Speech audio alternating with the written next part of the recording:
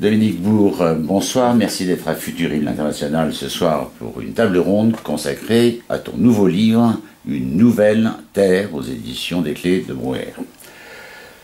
Dans ce livre, tu esquisses 2 scénarios, mais surtout un scénario qui correspond au tendanciel, dans lequel tu décris un tableau noir.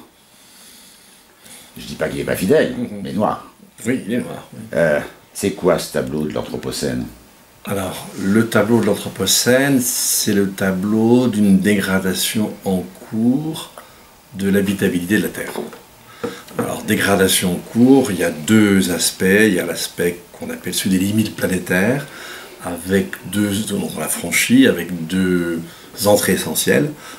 L'entrée climat d'un côté, et puis l'entrée population vivante, biodiversité, intégrité des écosystèmes de l'autre, et puis, in fine, l'entrée disponibilité des ressources. Alors, je commence par le vivant, parce que c'est quand même assez effrayant. Il y a une grosse étude qui est sortie 1 an et demi sur 28 000 espèces qui nous montrait qu'effectivement, il y avait à la fois un effondrement des populations, et puis une accélération du rythme d'érosion, mais cet effondrement des populations annonce une accélération beaucoup plus forte. Et puis ce que faisait déjà aussi apparaître cette étude, c'est que ce n'est pas simplement des espèces spécifiques qui étaient à la peine, mais aussi des espèces génériques, alors que normalement elles ont des capacités d'adaptation beaucoup plus ouvertes. Alors cette étude d'il y a 2 ans presque à peu près, a été corroborée par toute une série d'études. Il y a celle qui est sortie en juillet dernier de PLOS ONE sur les insectes volants dans une région pourtant d'Allemagne protégée, où en moins de 30 ans, 27 ans, c'est 75% de la population des insectes volants qui disparaît. On a d'autres études nous ont montré alors à quel point justement, même parfois dans un pays comme la France, les espèces d'oiseaux ordinaires voyaient leurs effectifs s'effondrer. On peut vraiment parler d'anéantissement en général aujourd'hui du vivant. De manière générale, les populations sauvages de 70 à 2015, c'est 58% des effectifs qui ont disparu. 58%. Bon. Et puis, alors très récemment encore, une étude vient de nous montrer qu'on avait une accélération de la remontée vers les cimes d'un certain nombre d'espèces. Mais évidemment, une fois qu'elles sont atteintes les cimes, le prochain refuge, c'est l'au-delà. Donc, alors voilà pour ce qui concerne la biodiversité, le vivant de manière générale. Si on regarde du côté du climat, c'est pas beaucoup plus favorable, on est déjà à 1,1 degré. Là, on vient de réévaluer en fait la trajectoire sur laquelle nous conduisent les fameux engagements des nations juste avant la COP 21. On serait au mieux vers 2 degrés, mais en fait, on pourrait être à 5,8. Donc en fait, ça veut dire que on continue l'accélération de la consommation et on reporte après 2030 une baisse qui devrait être d'autant plus importante. Et ça sera très très très difficile.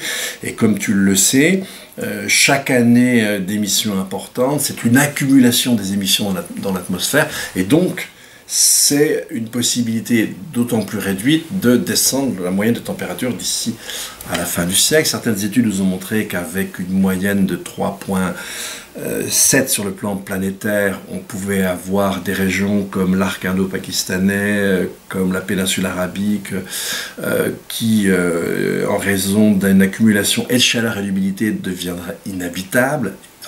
Une étude de Météo France l'été dernier nous montrait qu'avec cette même moyenne, on pourrait avoir en France des pics dans l'est de la France. Alors évidemment, c'est un scénario extrême, mais peut-être pas tant que ça maintenant, de 55 degrés, etc. etc.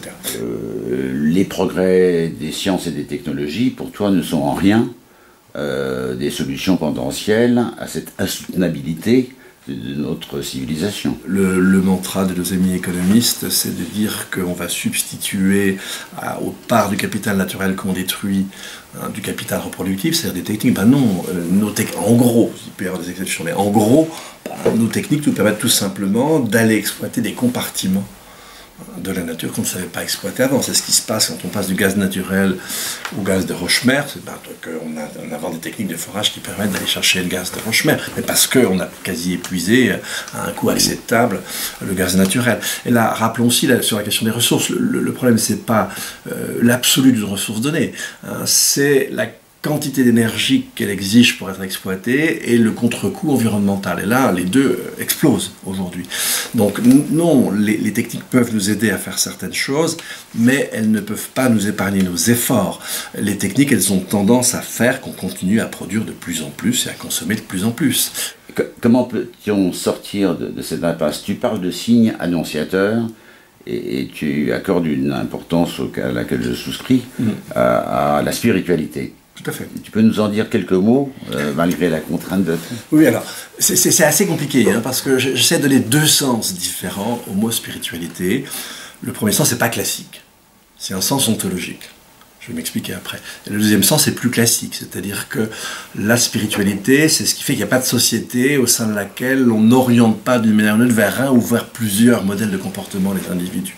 Et en gros, ces modèles de comportement sont soit une espèce de volonté d'achèvement de l'humanité, on a ça dans la Grèce classique, et puis, disons, depuis les religions monothéistes, mais aussi le bouddhisme, etc., on a plutôt tendance à essayer de nous orienter vers un dépassement même de la condition humaine, par la sainteté, par la conscience pure, l'éveil, etc. Alors le premier sens, qu'est-ce que ça veut dire le sens ontologique?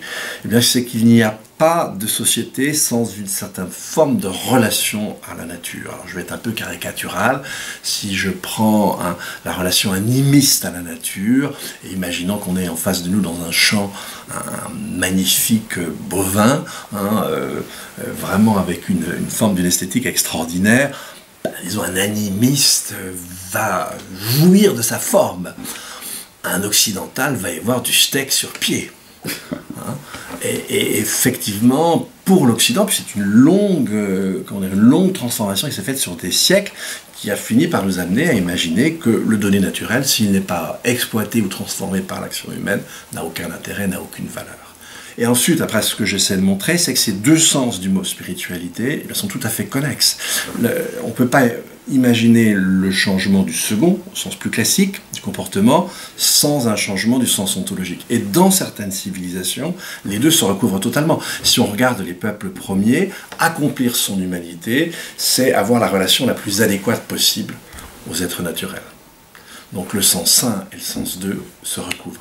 Et dans la société consumériste qui est la nôtre, eh bien, le modèle de comportement, c'est le modèle consumériste.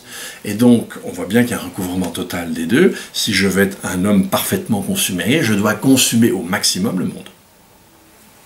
Et j'ai le même recouvrement des deux sens du mot spiritualité. Donc c'est pourquoi j'ai voulu donner le même vocable pour ces deux sens, parce que ces deux sens ont beaucoup de liens les uns avec les autres. Et aussi, ce qui est très important, c'est que ce sens-là, ce sens ontologique, on ne le domine pas, on ne le produit pas.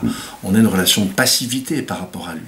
Et ce que j'essaie de faire dans la fin du livre, c'est d'essayer de déceler des signaux qui montrent, alors je ne sais pas si ces signaux faibles vont un jour devenir forts, évidemment, je l'appelle plutôt de mes voeux, mais ces signaux faibles nous indiquent qu'il y a un basculement, même en Occident, dans la relation qu'on entretient aux choses.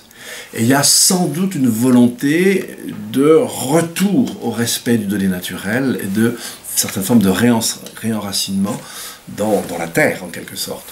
Mais on voit bien, dans certains cas, quand on fait certaines études, on voit bien que ces signaux-là, ils sont vraiment déjà aujourd'hui portés par des acteurs. Alors, ce sont des minorités, mais probablement qu'il y a une aspiration à ça qui est plus large que ces seules minorités. Merci beaucoup, Dominique.